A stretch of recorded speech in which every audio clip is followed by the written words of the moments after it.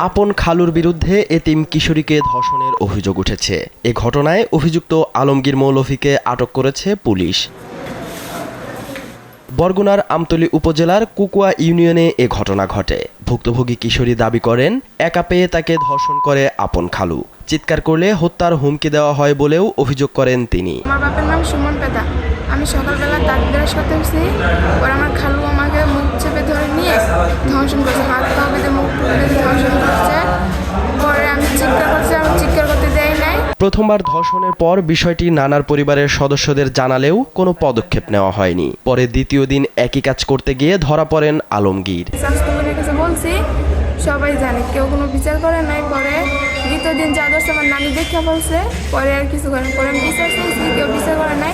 পরে আমি মামার কামতে কামতে আমার মামার কাছে যাই কইছি, আমার মামারা বিচার বিচার।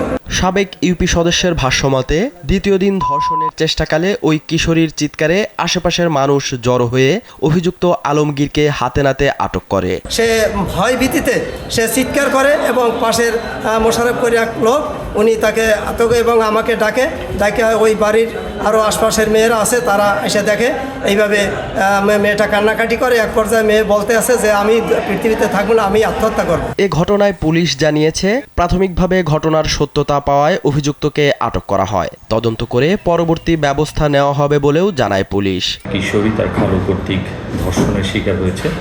এই সংবাদ পাওয়ার সাথে সাথে আমাদের থানার যে মোবাইল টিমটা আমরা দ্রুত সেই ঘটনাস্থলে পাঠাই এবং ঘটনাস্থলে গিয়ে ভিকটিমের সাথে কথাবার্তা বলে আমরা ঘটনার সত্যতা পাই এবং ভিকটিমকে আমরা পুলিশের হেফাজতে নিই পরবর্তী আইনানুগ ব্যবস্থা গ্রহণের জন্য।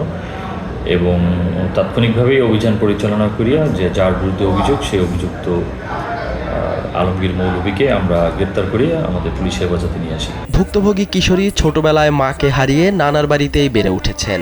দ্বিতীয় বিয়ে করে বাবাও খোঁজ খবর নেয় না। স্থানীয়দের দাবি, তার অসহায়ত্বের সুযোগ নিয়ে এমন ঘৃণিত কাজে উদ্যত হন তার আপন খালু।